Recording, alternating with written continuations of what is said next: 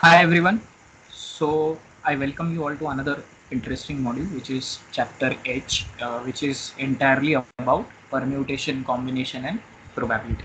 So in this particular part, the first topic H1 is basically fundamental principle of counting. So let's explore what are we going to study here.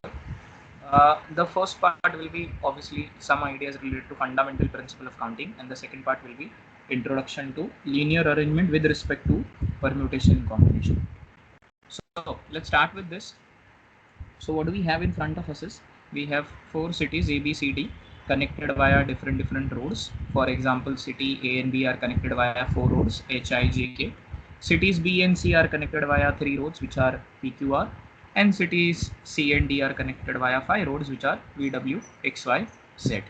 And now based on this, we have some questions to tackle. The first one, number of ways of going from A to C. Now the best part about permutation combination is that each of the question can be solved with two approaches. One is the AND approach and one is the OR approach. So whichever is convenient to you, you can go ahead with that. Some questions will favor AND approach, some questions will favor OR approach. So let's first do it with the AND approach. So if you see, we are supposed to go from city A to C. That means the journey would be from city A to B and from city B to C. And because no road has been mentioned, so you are going to consider all the possibilities. So A to B, you have four possibilities H, I, J, K, whichever road you can choose.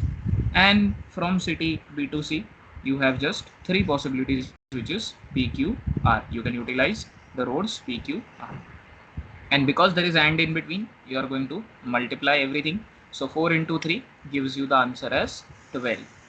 So the answer to the first question is 12. Number of ways of going from A to C. And this we solved with the help of the AND approach. If we are going to solve this with the help of the OR approach, how it differs, you will get the same answer, but the process is slightly different. So it's like from city A to B, we are just going to use road H, and whenever they specify any particular road, you are only and only going to use that and nothing else as such. So city A to B, only road H, which is just one possibility. But once you arrive at B, there is no restriction. From B to C, you can utilize all three of PQR. So 1 into 3, hence from H going from C to A to C, there are three possibilities. Similarly, from I is between A and B. Again, you are just gonna use that one road because they have specified that way.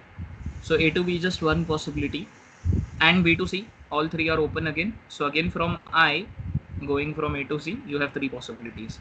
Similarly, I hope you would understand that for J also there will be three more possibilities, and for K as well there will be three more additional possibilities. And because in between there is a OR, you are going to add everything. And when you add everything, what you get is 3 plus 3 plus 3 plus 3, the same answer that we got earlier, which is 12. So if you realize this particular example, what we can generalize from this is that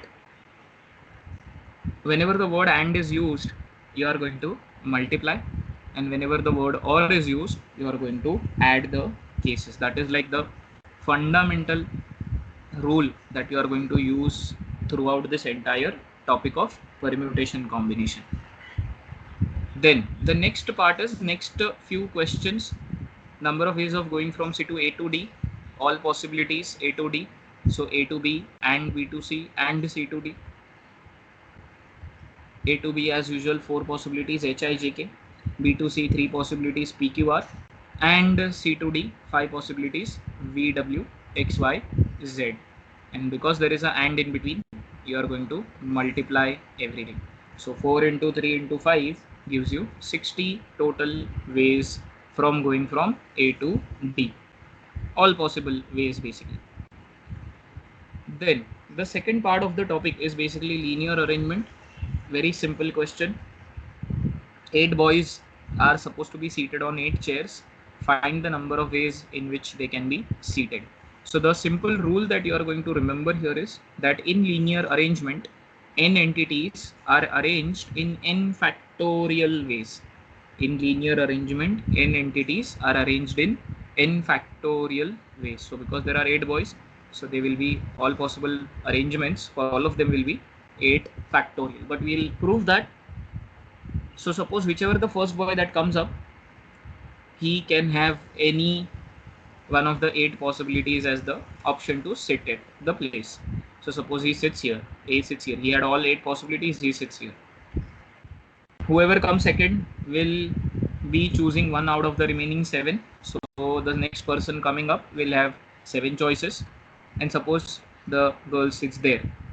The next person comes as 6 choices, the next person comes as 5 choices, and so on. You realize that each time one option gets reduced for the next person. So whoever comes last will actually have to sit at whatever is the remaining last one place. So he will not have any choice as such. He or she will have to just sit at the one remaining place. So in short, if I ask you how many choices all of them together have, so we are going to multiply everything, and you know that 8 into 7 into 6 into 5 and so on till 1 is in a way called as 8 factorial, and that is why the rule comes into the play. In linear arrangement, n entities can be arranged in n factorial ways. Simple as that is what you can remember. The next part, few more introduction. N factorial can be written as n into n minus 1 into n minus 2 into n minus 3 so on till 1. Now excluding n, what we have is n minus 1 into n minus 2 into n minus 3 so on till 1, which can be further called as n minus 1 factorial.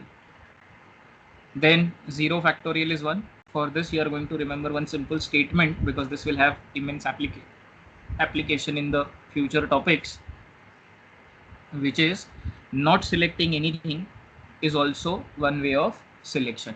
Not selecting anything is also one way of selection, and hence 0 factorial is 1. Now what we have is one very interesting question where we are going to form a 5-digit number with the given available digits to us. So the first observation that you are going to make here is whether the examiner is talking about repetition or not. If nothing is mentioned about the repetition, you are going to assume that the repetition is allowed. So if repetition is not allowed, examiner is going to explicitly mention about that the repetition is not allowed, and then you are going to tackle that case separately. We will come about that in very short time, but right now for us it is an easy case where repetition is allowed. That means nothing is mentioned and hence repetition is allowed. Now the question is how many 5-digit odd numbers you can form. So the first thing that you need to do is define the each place, that is units place, tens place, hundreds place, so on till 10,000s place, because it's a 5-digit number. And these are the digits that are available to you, 7 digits that are available to you, and using them you are going to form a odd numbers. So odd number ka criteria, units place should have a odd digit. So from the given available digits, only 5 and 7 can come at the units place. So basically units place has 2 choices.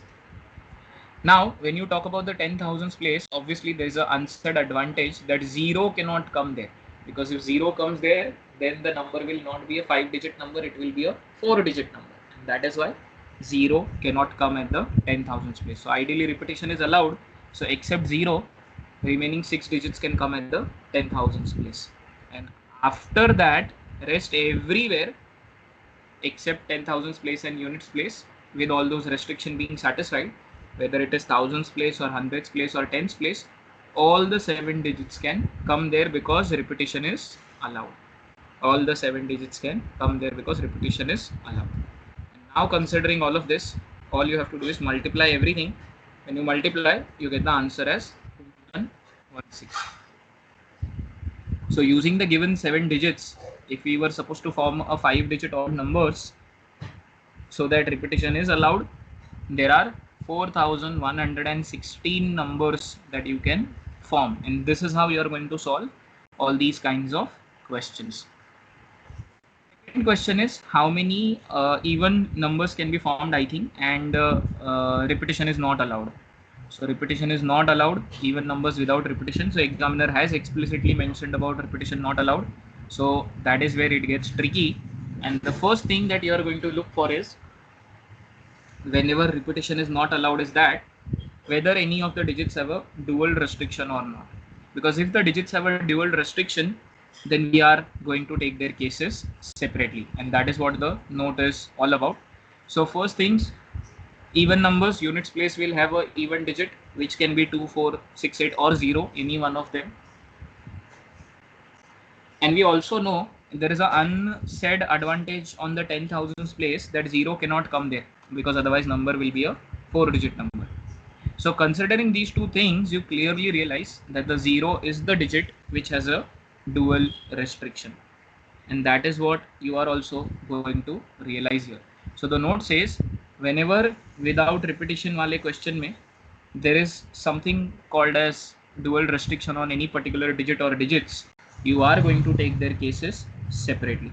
So here clearly we understand that 0 has a dual restriction, so we are going to take the cases separately. So one case we will take is with 0 and one case without 0, as you all can clearly see.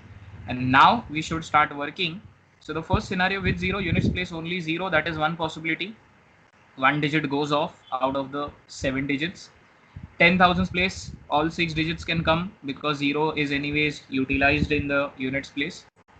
Then any one of the digit is used.